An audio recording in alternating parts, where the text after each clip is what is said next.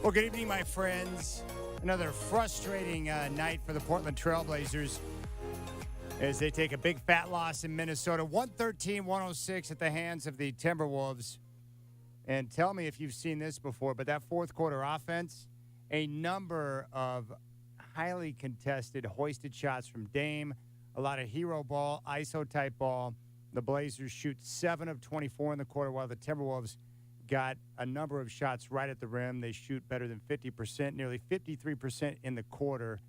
And that's where Minnesota won the game. And that is the final 113-106 as the Trailblazers now stumbled out of the gate on this 3-game road trip and now searching for answers as they move on to Indiana to get ready for a game against the Pacers on Friday. It's the fifth quarter. Chad Doing along with my man Chris Burkhart here on 620 Rip City Radio. Also live on YouTube. You can join the stream right now. Just go to youtube.com and plug in Rip City Radio. You'll see the live link right there on the homepage. You can click to subscribe and join in on the chat. Or if you want to jump on board, 503-248-0620. 503-248-0620. The star tonight, as you might expect for the Timberwolves, Anthony Edwards. 32 points, 7 rebounds, and he was clutch down the stretch at attacking the rim. Rudy Gobert, 17 points and 12 rebounds. What did Chris and I talk about before the game tonight? Knowing that Gobert has had some very good games against the Trailblazers, how impactful he can be on both ends of the floor. It was vital for both Nurk and Eubanks to stay out of foul trouble. They both fouled out, and down the stretch, the Blazers didn't have the size to be able to compete inside, and that's where Minnesota was able to really take advantage. But that fourth quarter, just watching the offense and the way that those guys struggled to get good looks and had to hoist up a bunch of contested threes, it was rough. Portland, a measly 7 of 24 from the field at 29% in the fourth, 2 of 10 from downtown. That's not good. Minnesota, 9 of 17 for 52.9% in that quarter, and Anthony Edwards scoring 13 of his 32 in the fourth. He carried them down the stretch, and a lot of that had to do with the access he had to the paint with both Nurk and Eubanks out of the lineup. It's very unfortunate. Very unfortunate. Also tonight, the Blazers got off to another slow start. Minnesota able to take command there in the first quarter, and they were sloppy with the basketball. I told you before the game, Minnesota top 5 in the NBA in steals. You want to make sure you protect the basketball, value your possessions, and put yourself in a position to win the game. And that's not what happened. No, the Blazers, 18 turnovers tonight, leading to 22 points for the Timberwolves and just 18 assists. A 1-to-1 assist-to-turnover ratio is not exactly hitting the mark. And the worst part is I'm growing a little irritated with Chauncey Billups right now because I feel like he's been in a slump for the last 3 to 4 weeks. But after the game, he was asked about, and we'll hear from him a little bit later in the show, but he was asked about the guys struggling to make shots, including Dame. And he's like, hey, that's just the ebbs and flows of the season. Yeah, maybe, but it also has to do with the fact that you've been playing your starters nothing but a ton of minutes of late. Dude, we've seen that under Terry Stotts. We do not want Dame run into the ground as they approach the stretch run. So let's just recap the last few games for Dame.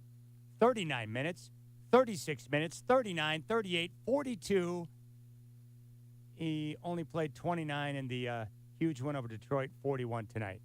Look, I'm not a doctor, but I'm going to play one on the radio. These minutes that players can play throughout the course of their career, it is not an unlimited resource, all right?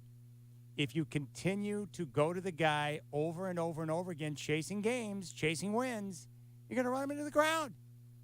Dame is 32 years old.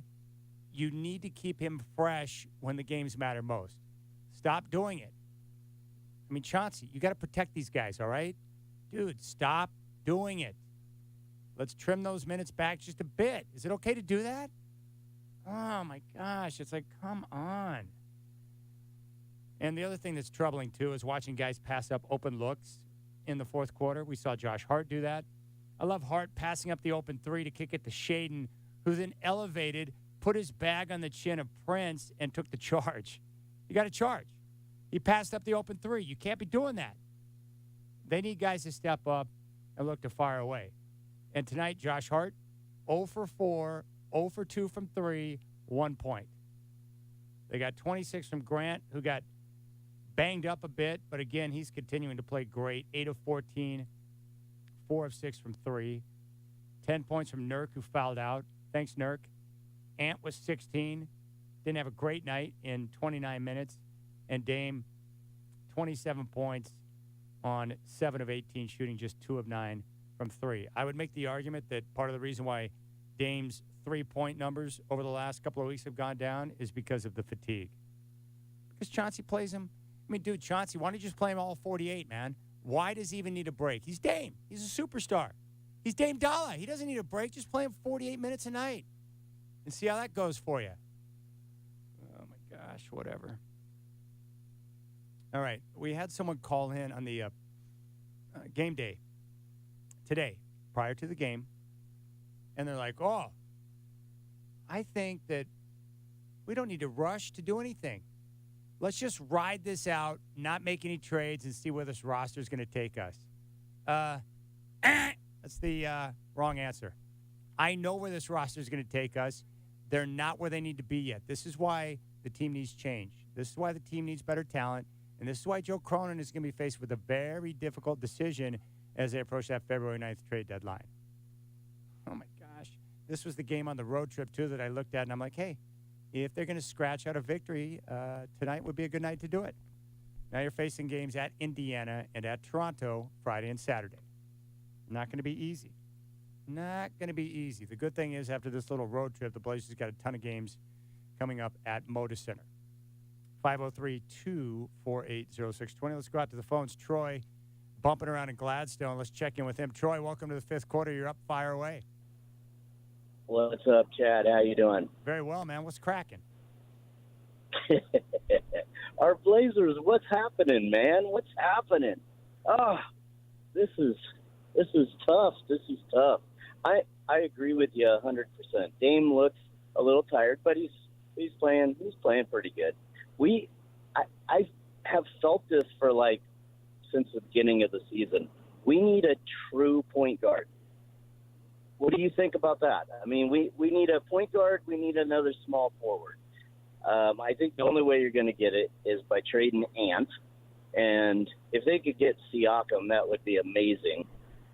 Move Hart over into the small forward or over into the shooting guard. Then we got some size.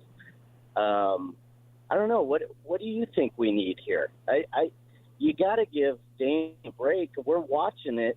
If he's not on the floor, things just aren't being directed the right way. It's a pretty tough game to play out there.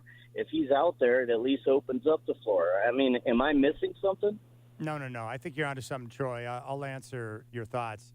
I don't think the team needs another point guard. It might be helpful if Gary Payton II might play once in a while.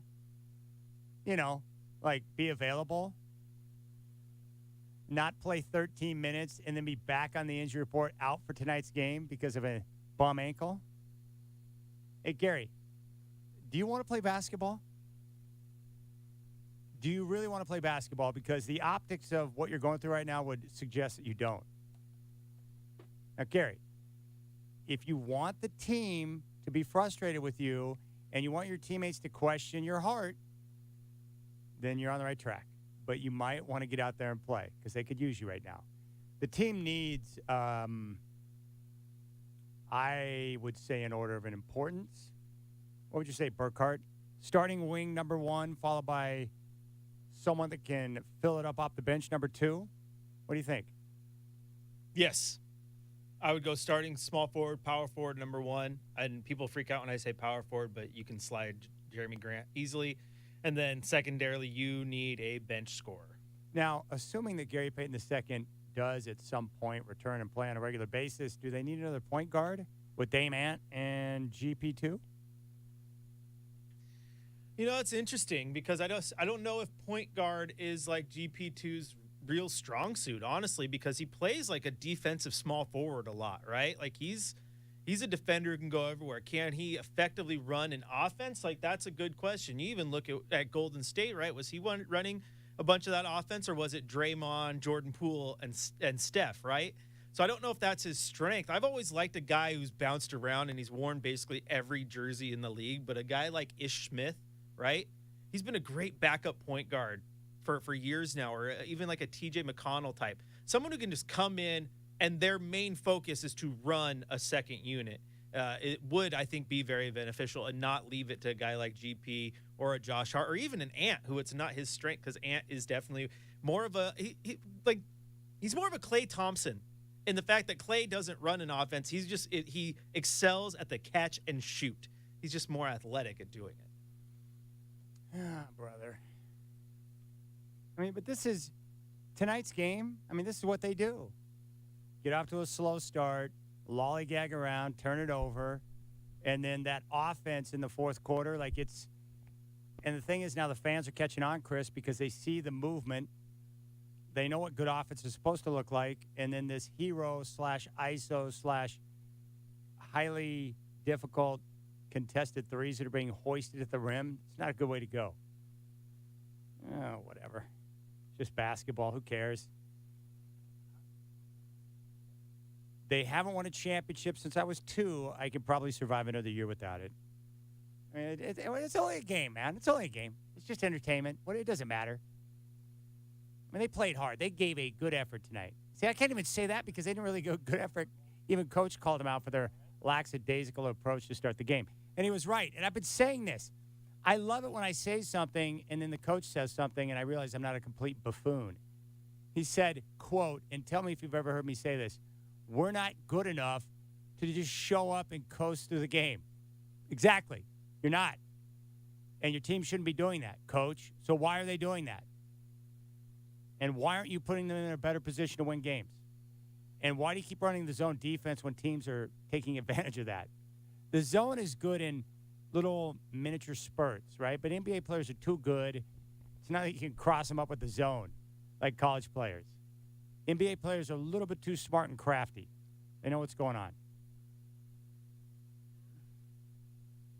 This happens every year, Chris. It's like you hit about the midway point, and then you start to get irritated with all the little annoying things the team's doing on the floor. It's because, as Yogi Berra once said, it's a deja vu all over again, right? Yeah. Like, when you come to a fork in the road, take it. Like, that's what I feel. They haven't decided which way to go. They're just taking the fork, man. Oh, my goodness. Let's go out to Jason in Dallas. Jason, welcome to the fifth quarter. My man, fire away. Hey, Chad Doing. I just want to say I love the show. And I'm just going to say, I mean, this is hard to say this, but I think it's time that we get, we tried to do it with CJ Nurk. We got rid of CJ, but now I think it's time to get Dame, move him on and get Nurkic, get someone good, and not just like wait for Dame to be all broken and done and get nothing. Well, you're certainly not the only one to suggest that or think that, Jason, but I'll tell you this much, and I appreciate the call, and I love Dallas, so thanks, buddy. We don't need to discuss potential maneuvers with Dame because they're not doing it. They are not going to deal Dame. It's not going to happen this year. Next year, it's not going to happen. He will remain in Portland and be a Trailblazer for life. So what we have to focus on is what do they have that can be maneuvered to be able to get more talent around Dame? I mean, are you comfortable in saying that? Like, they're not moving Dame. Burt Cole does not have the desire nor the stones to pull off that type of blockbuster. He's not doing it. No way. I feel comfortable that they're not doing it unless he walks into that office and asks for it. Well, that's a different ballgame. Yeah.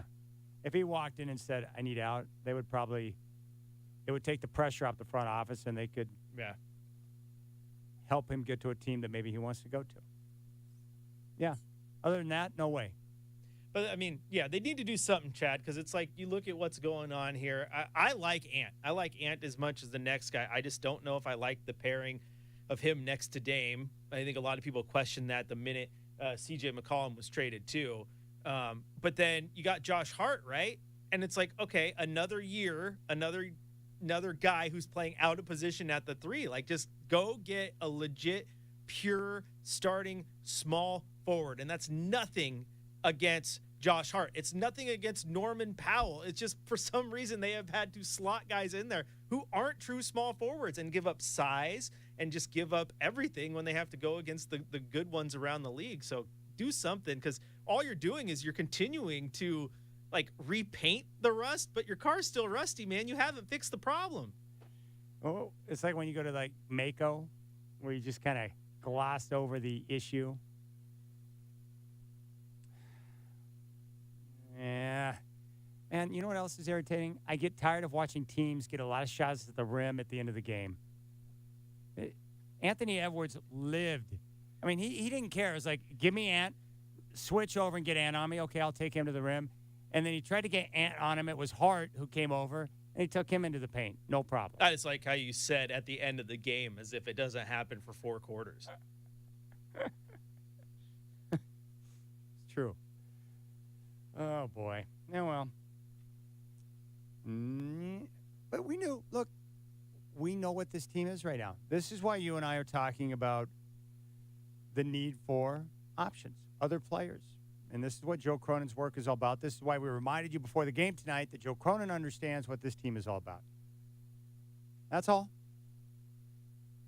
503-248-0620. I can tell by the phones people are really heated. Can't wait to talk about this one. The 7-point loss in Minnesota at the beginning of January. All right, let's keep things rolling here in the 5th quarter. 503-248-0620. We'll hear from Chauncey Billups, and we'll continue to break it down. Next game will come up on Friday, 5 o'clock tip in Indiana against the Pacers. We'll have game day at 2:30 here on 620 Rip City Radio.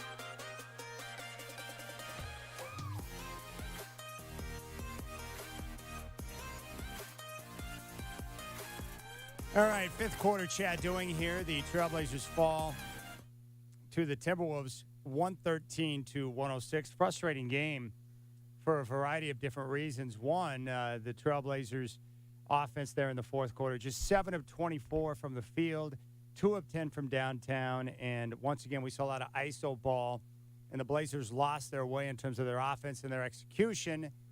And we saw very little ball movement. It was just one-on-one. And that's not the way the Blazers want to play. That's not the way that they're going to have success, and they've got to improve and be better in that department. The other issue, of course, the sloppiness with the basketball. 18 turnovers tonight to go along with 18 assists. The 1-to-1 assist-to-turnover ratio is not good, and I think the minutes that Dame is logging right now is a concern.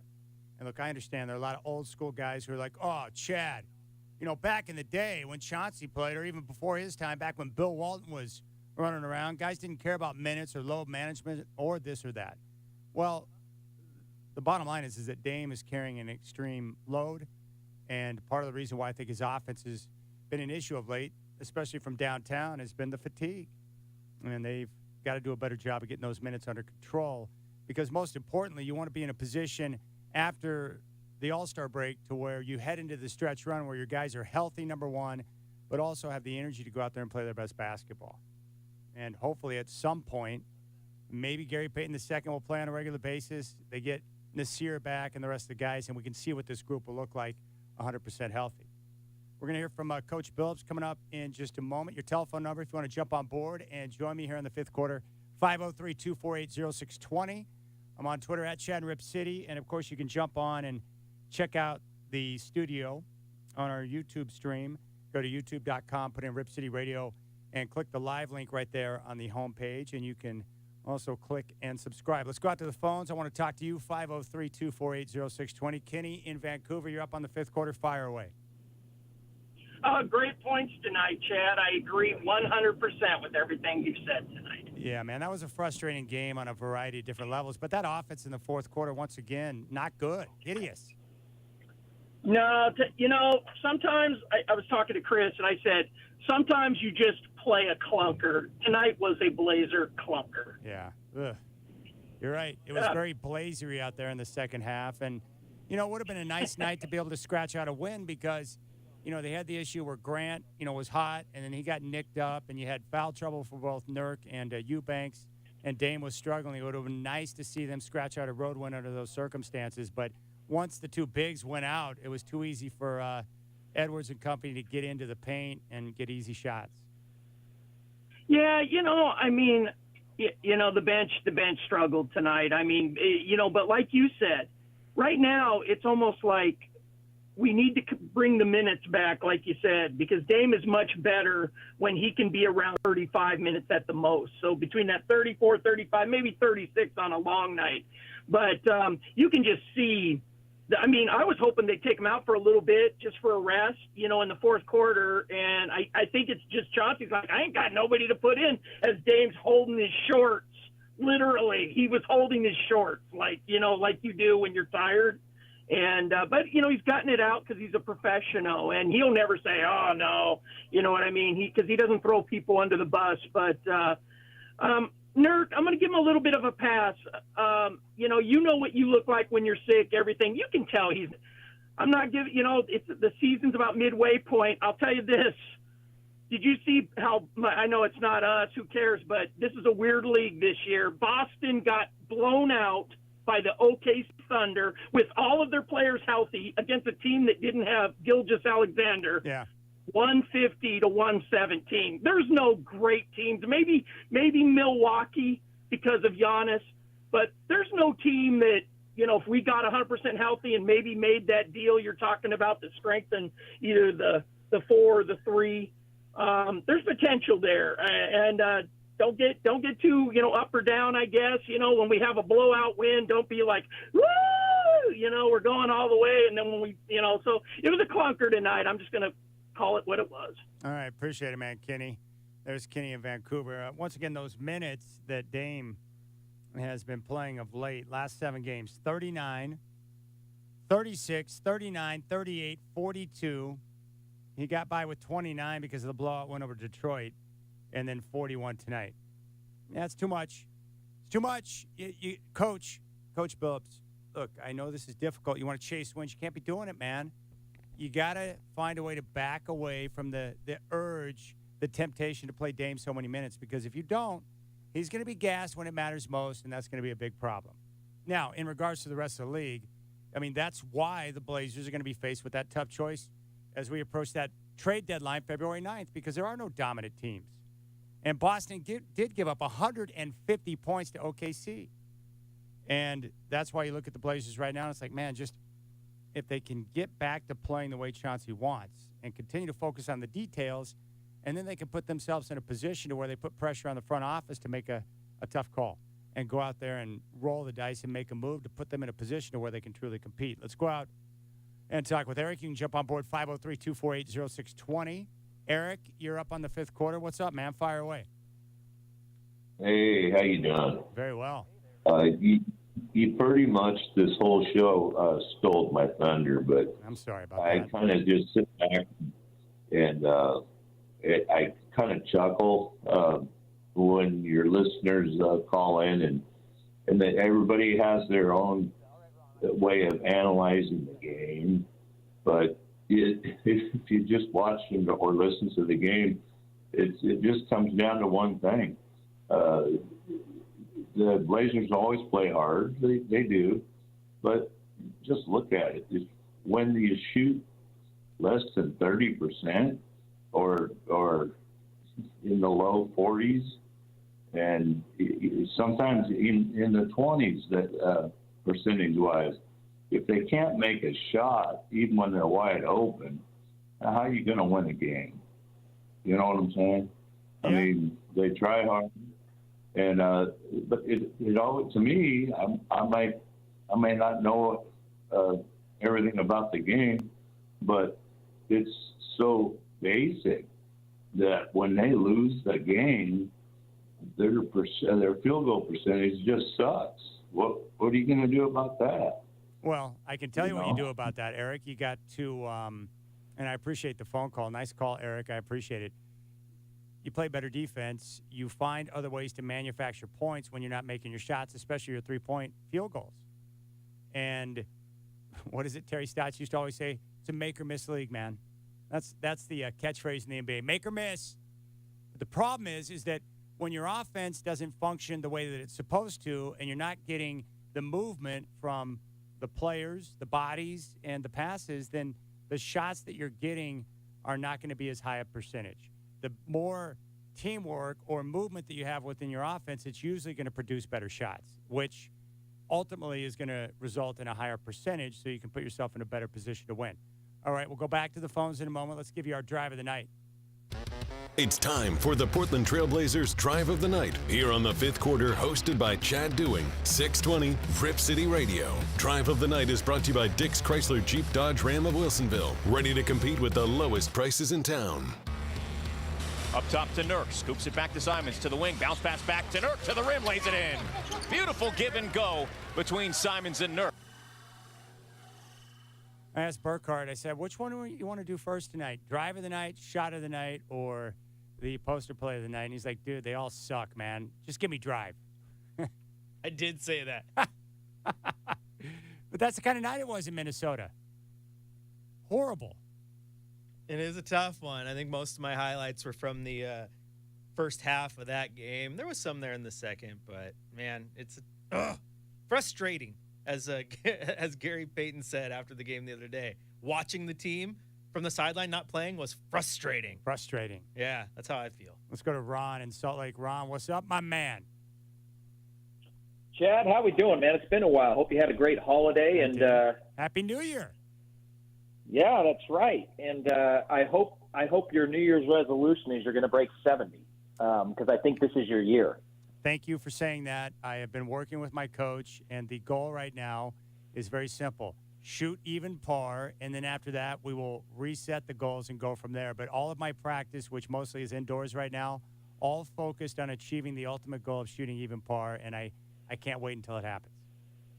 Well, it's going to happen, and I'll probably be coming out this summer, so we'll get out there and play. Oh, 100%.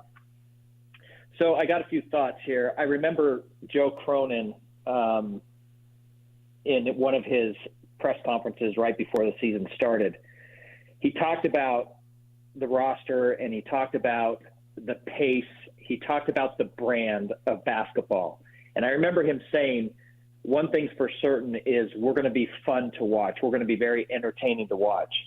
Now, I remember the first month or so when the excitement coming out of training camp, new bodies, everybody's kind of excited. They were a thrill to watch. The pace was amazing.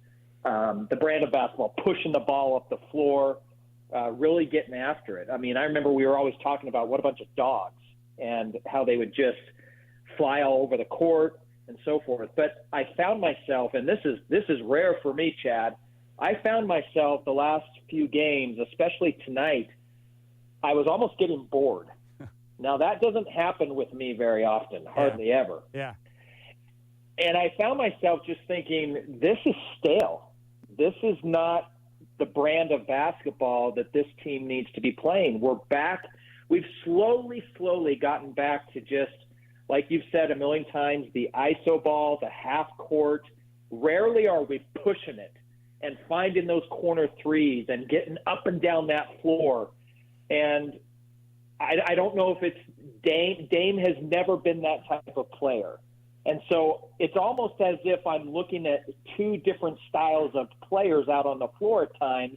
You've got some guys that really want to push and get after it, but then you've got guys like Dame and Ant that get slow and iso ball. And I think we're in a really tough spot right now because we're not all on the same page with what the natural DNA of the roster makeup meshing together. They were at the beginning because, again, it's fresh, it's new, but people gravitate towards their old habits. They gravitate towards, kind of what they're comfortable with. Thoughts? What do you think, Chad? Yeah, I'm with you 100%. And I think what happens is, like, especially for Dame, is that he's not accustomed to this type of play because he played one style for, a decade plus. And now what happens is when they get into these situations where the offense grows stale, Dame is going to go back to what he knows because he has this, I think, innate feel or desire to shoot his team back into a game. And so he's going to look to put up tough shots, even if it's not within the confines of the offense, because that's what he knows. And that's something that Coach and Dame are going to have to continue to work on. But I think you see exactly what I see. Yeah, agreed. It's going to be fascinating. This is going to be one interesting trade deadline. Oh, yeah. I've watched the team. I've analyzed it the best I can. I've tried to put my GM hat on. And with the assumption, and I think everybody agrees, they're not going to move Dame. With that assumption, if we're going to go for something big and we're going to have to try and really give this a legitimate shot over the next couple of years, we've got to move Ant. As talented as he is on the offensive end, he's still a liability defensively. He's too small for the shooting guard, and his stock is probably pretty high. And if there's a piece that we need to move so that we can get back to the brand, the style that Chauncey wants to play, that even though Dame, I think if Dame has a whole bunch of people around him that are doing that, I think Dame will be put in positions where he's almost has to. I don't know, but the trade deadline, I think it's time to move Ant. As much as I love the young kid and I think he's offensively very gifted, we got to trade that chip while we can. Yeah, I'm with you on that. And here's the situation. You've got three different directions you can go. You can either make a big move and move Ant, like you're saying, and try to get that piece that's going to help get you over the top, hopefully. You can tank and head straight to the draft because if they make the playoffs, they're going to miss out on their first-round pick. I don't think they're going to do that. Or you can stand pat, not do anything to improve the roster, and make the playoffs, missing out on the draft, but not really having a real chance to advance. And that's not an option either. I mean, that would be foolishness to miss out on the draft and have a chance to improve the roster just to make the playoffs and have no chance to do anything.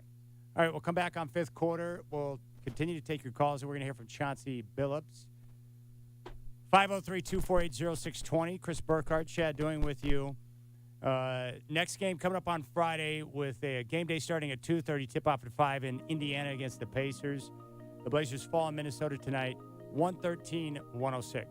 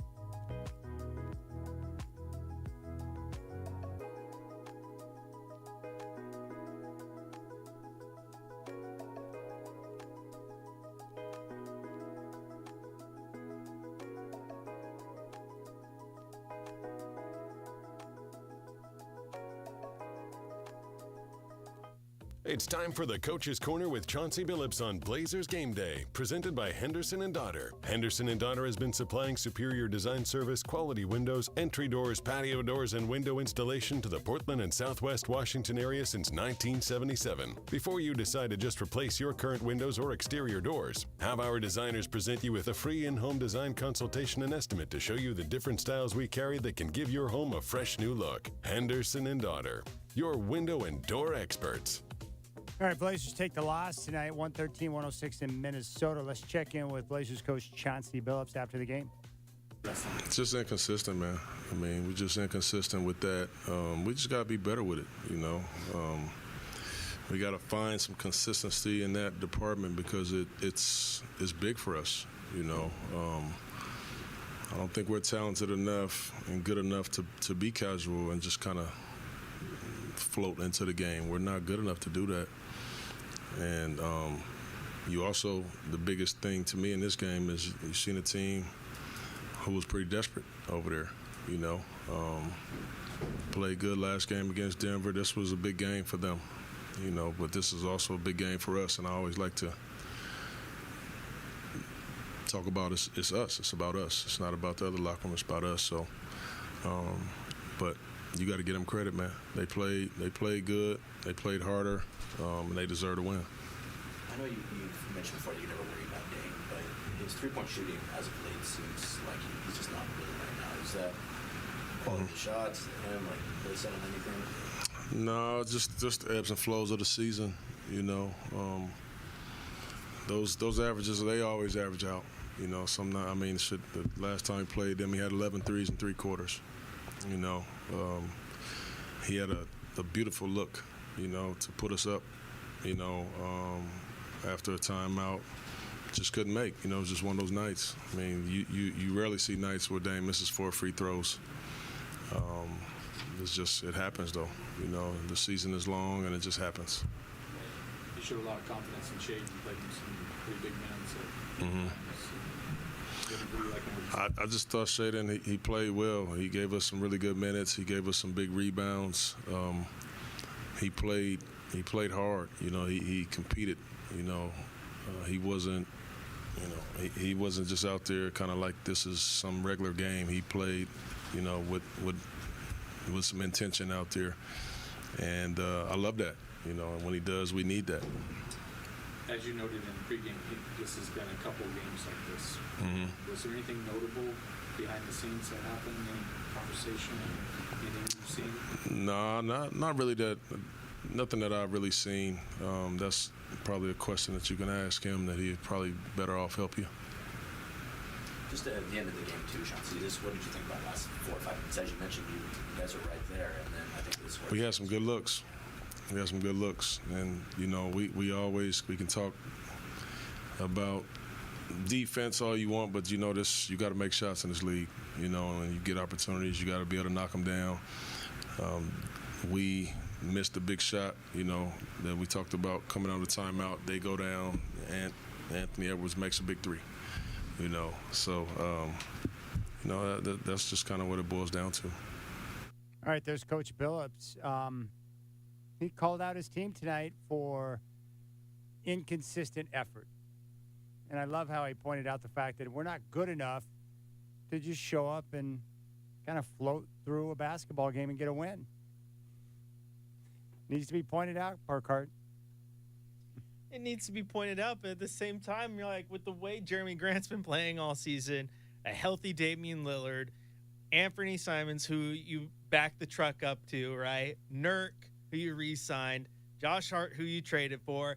You should be able to just show up and get the job done. Against Minnesota. What's your excuse? What, we didn't have Justice Winslow. We didn't have Nasir Little. We didn't have Gary Payton II. That's no. You had all your starters. You had a complement. You had a rotation. You didn't have a guy who played 13 minutes, his only 13 minutes of the season 2 nights ago. You should be able to go in there and beat a Minnesota team without Cat. Yes, and look at what we wound up with in that fourth quarter. 4 minutes from Nurk, who fouled out. 5 minutes from Eubanks, who fouled out. Hart, 0 points. Jeremy Grant, 0 points. Nurk finished with 2 in the quarter, 3 from Anthony Simons on 1 of 2 shooting. Dame had 12 points in that quarter on just 3 of 8 shooting. So the guys that you're referring to, Burkhart, the guys that you invested in, they didn't get the job done. What is it about this Blazers offense? Why do we see it happen, this recurring theme of iso ball, one-on-one basketball in the fourth? Like when they get in a trouble spot, they revert back to that, and I don't like it. I don't think it's just that they revert back. I just think that they just don't trust the things that work well when the ball is moving. Point. And it's just, it's almost like a panic move, right? So you just go to what you know. That's and what Dame knows is ISO. What Ant knows is ISO. I think what Josh Hart knows is giving up the ball. Like he passed that ball to Shaedon Sharpe in the corner when he had a uncontested shot at the top of the key. You got to take that shot. Josh Hart being the one who had the shot, yeah. You got to take the shot because he passed it up. Shaedon didn't have the open look. He put the ball on the floor and took the offensive foul. Yeah, and then Han in our YouTube chat made a great point too. It's almost, it looks like the ball is moving, Chad, but it's really not, because what happens is Dame will move the ball and then he'll run right back out to the guy who has the ball, close that space, and get the ball back. Like I've said this forever, and I know Blazer fans have too, but I want to see Dame be able to give the ball to Shaedon Sharpe or Josh Hart and then do a Stephen Curry and go work around off-ball picks and get open catch-and-shoot threes. You know he can do it, but no, the ball is trying to move, and then they find ways to just stagnate it, and it's frustrating. It's frustrating. Very frustrating. All right, let's get you up to date around the association. The fifth quarter on 620 Rip City Radio presents the Scoreboard Report, brought to you by the Stadium Sports Bar and Grill, A-Linnae's ultimate venue for sports fans every Monday night, featuring beer and wing specials and more. All right, 3 games that are still going right now into the third quarter in San Francisco. The Pistons lead the Warriors 91-88. Third quarter in Los Angeles, the Lakers on top of the Heat 75-74. So far, Westbrook with 15.7 boards and 6 assists. Third quarter in Sacramento, Hawks lead the Kings 91-87. John Collins, 18 points and 6 rebounds. Finals, the Grizzlies top the Hornets in Charlotte 131-107. John Morant, 23 points, 8 assists. In Cleveland, the Cavaliers over the Suns 90-88. Chris Paul with 25 points and 8 assists in the loss. In Orlando, the Magic over the Thunder, 126-115. Paolo Banchero, 25 points, 8 boards, 7 assists. A final in overtime in Philadelphia, Sixers over the Pacers, 129-126. James Harden with 26 points, 6 boards, 8 assists. In New York, the Knicks over the Spurs, 117-114. Jalen Brunson had 38 points, 7 boards, 6 assists. Overtime in Toronto, the Bucks over the Raptors, 104-101. Giannis, 30 points, 21 rebounds, and 10 assists. In Chicago, the Bulls over the Nets, 121-112. Nikola Vucevic with 21 points and 13 rebounds. And a final in New Orleans, the Pelicans improved to 24-14 with a 119-108 victory over the Rockets. C.J. McCollum with 28 points and 6 assists. And that is your scoreboard report, brought to you by A-Linnaeus. All right, let's go out and talk with Charlie, who's joining us here in the fifth quarter. What's up, Charlie? Hey, well, the one thing I think I'm figuring out from the first half of this season is we have to make a decision about whether Simons is a point guard or not. Because if he's not a point guard, we need to trade him. I don't think he is, to be honest with you, and I think we can get a whole lot for him. But, man, did he just get bullied hard by Edwards whenever it mattered.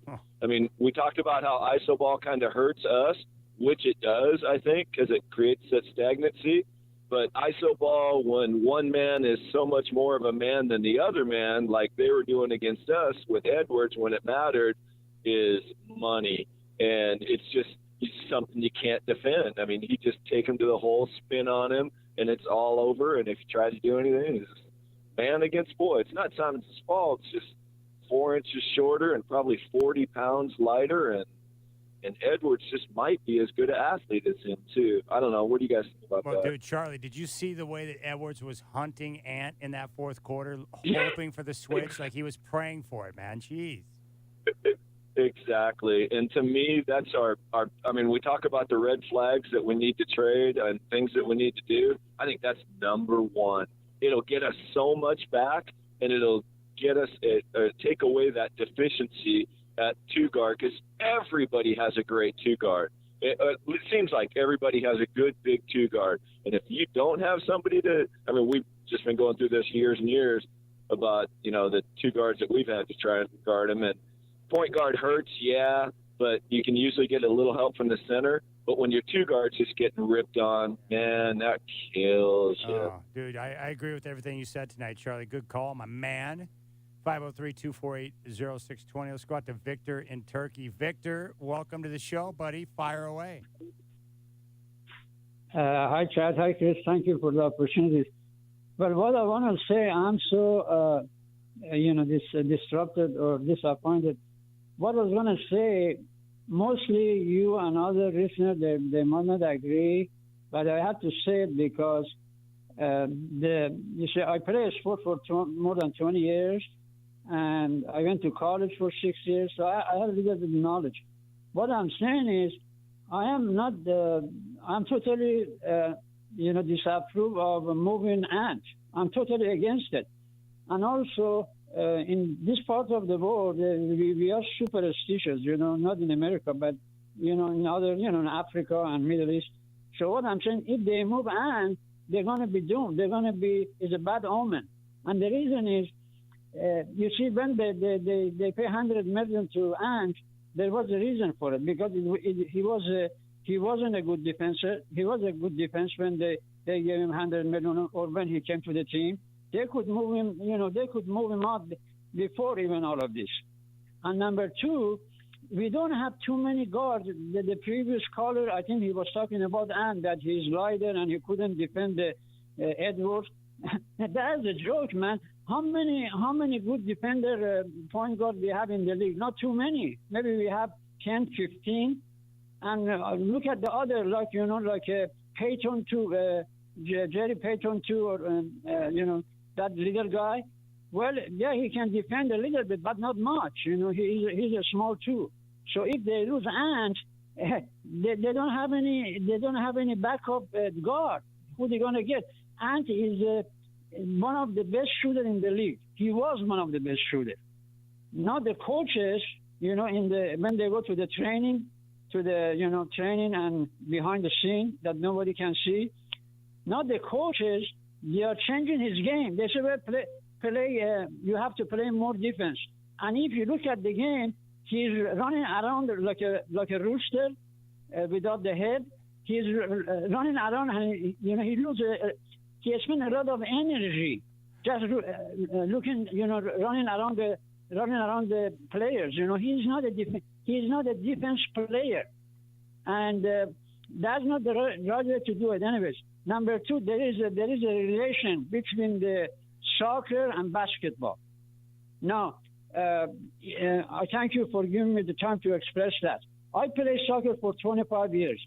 There is a relation between soccer. I know you play golf. You don't play soccer. That's true. There is a relation between these two, the soccer and the basketball.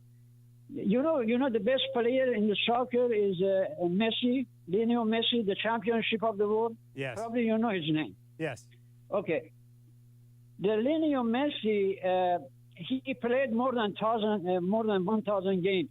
In 1,000 games that I saw most of it myself, he did not defend. Even the coaches doesn't tell him to defend.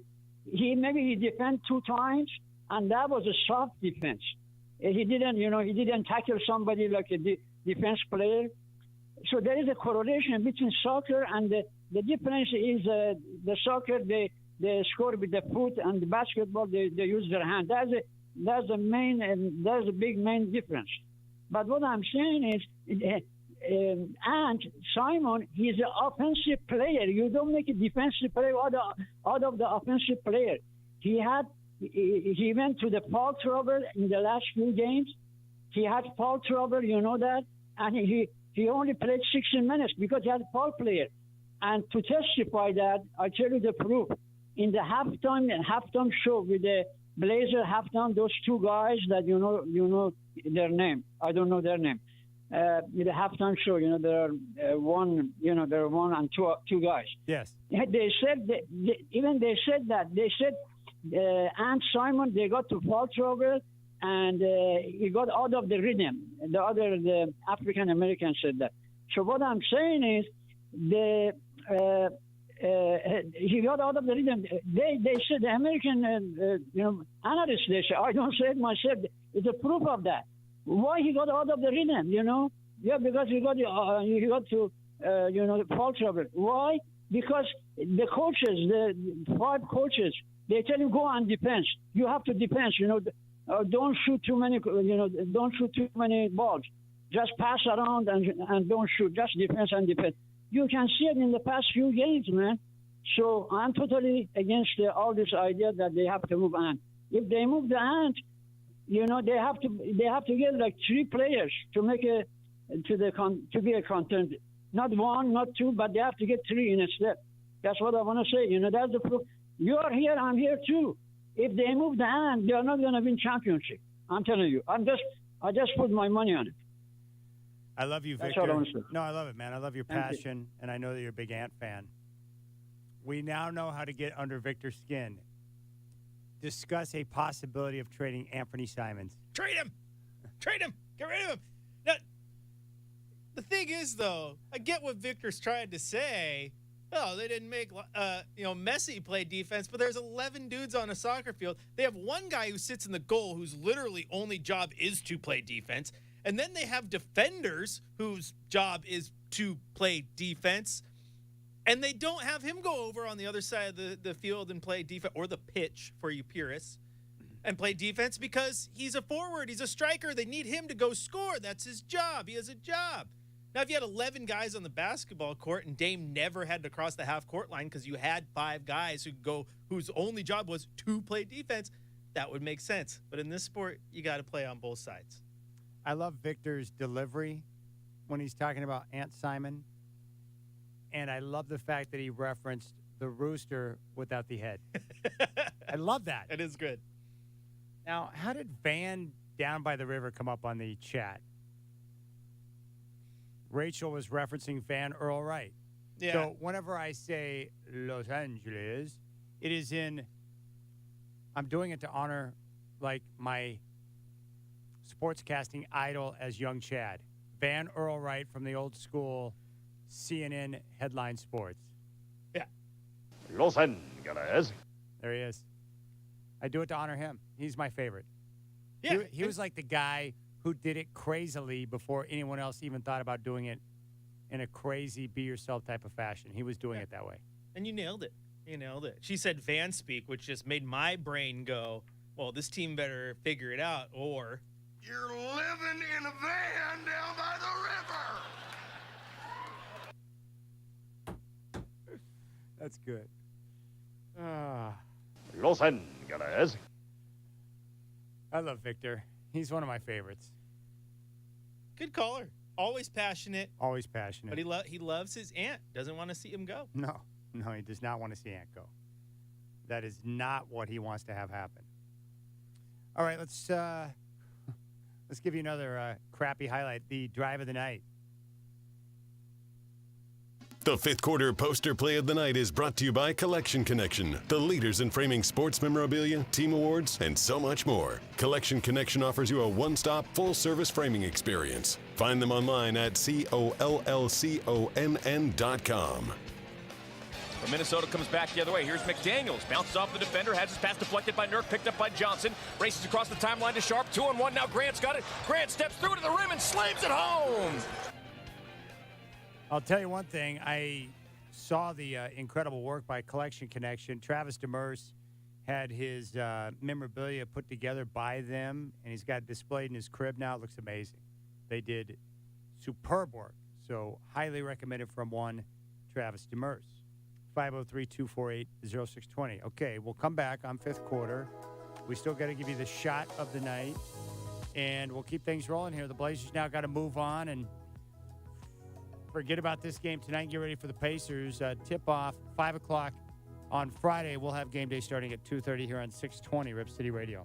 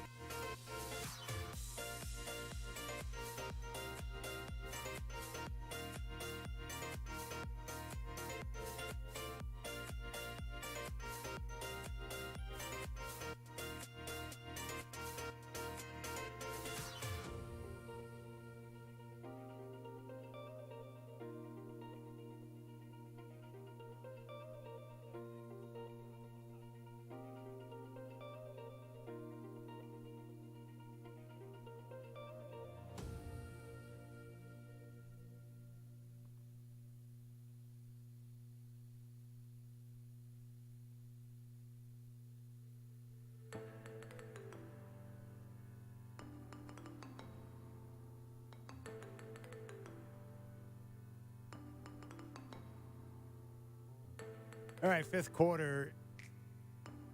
Timberwolves over the Trailblazers tonight, 113 to 106. All right, Burkhardt, are you being entertained by the outlaw in the studio, or what's going on over there, buddy? Well, he called me a chicken because I didn't bring up his topic about how you could have traded Dame, or his solution to keeping Josh Hart. His solution to keeping Josh Hart when he called earlier, by the way, was, well, you get him to opt in, and then you can sign him to a contract extension. Get him to opt in. It's a player option for $12 million a year, to which he's probably worth more. So necessarily opting into that is not just like, oh yeah, I'll go ahead and do that when I'm worth more on the open market, right? That's how that works, Outlaw. Secondly, he wants to chime in that the Blazers made all the wrong moves, Chad, because they traded C.J. McCollum and Norman Powell, and Norman Powell and C.J. McCollum would be a better backcourt than Dame and Ant. Well, first off, that's insane. The top star in that is Dame, and none of those three are close to Dame. And Norman Powell he's a better defender than Ant, at least that's what we thought going in. But Norman Powell is not a better offensive player than Ant is. He averages 15 points per game, which is nice, but he's not a starter even for the Clippers. He was playing out of position while he was starting with Portland. And you look at Ant is a clutch, very good spot-up shooter. Norman Powell is good, not great. He's not a shot creator. Ant is not a great shot creator either, but he has more athleticism, gets to the basket. Norman is a big body and can play defense. I'll give you that. And you'll save money and you have a better defensive backcourt. You have a better defensive backcourt because you have C.J. McCollum and Norman Powell. We saw the C.J. McCollum defense show for how long? So no, I'm sorry, Outlaw. You might save a few mil on the books, but that is not an overall better backcourt. He's been on the trade Dame wagon for a while. He's one of those crazies that thinks Dame's the problem. Yeah, he tries to tell me, because I'm telling him, I'll shut you down whatever you say, Burkhart. Let's go, my man. No, it's insane.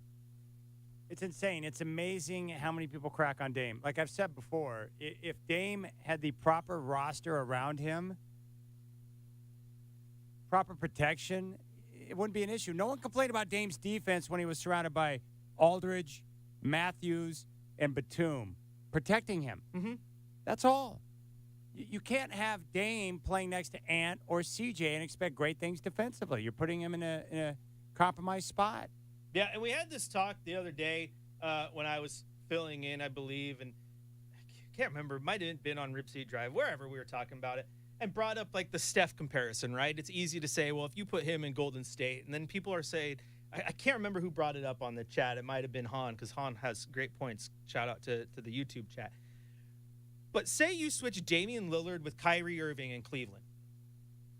Dame has a championship with that team. Yeah.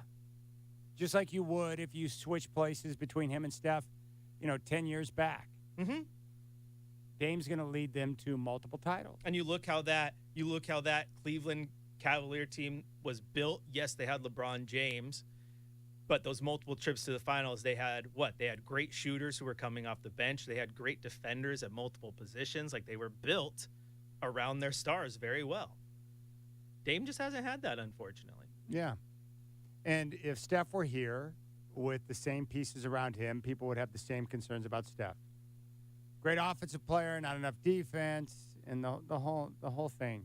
Mm-hmm. And look, Dame always has to work to play better. There's no question. But, a lot of these players are a victim of circumstance. And, Dame's strength is not defense. Not every player can be a great two-way player. Mm-hmm. So when you know that and your star player is your offensive guy, then you got to surround him with players who can assist properly, especially with length and defense. But now for years they've had an undersized backcourt with Dame next to either CJ or now Ant. And that's it's not good enough. And doesn't mean he's not great, Chad. He's great. He's the all-time leading scorer. He's one of the best to ever wear the uniform. There's been plenty of great players in the league who were not exactly stalwarts on defense. Right. There are plenty of great players in the league who didn't win a ring. Looking at you, Charles Barkley, Patrick Ewing, Reggie Miller, et cetera, et cetera.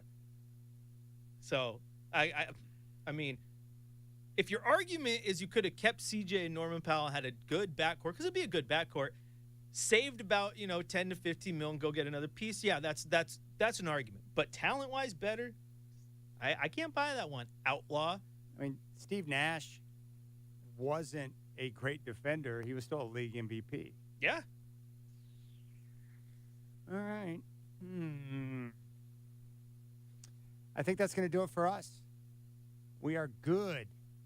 We did it. Go us.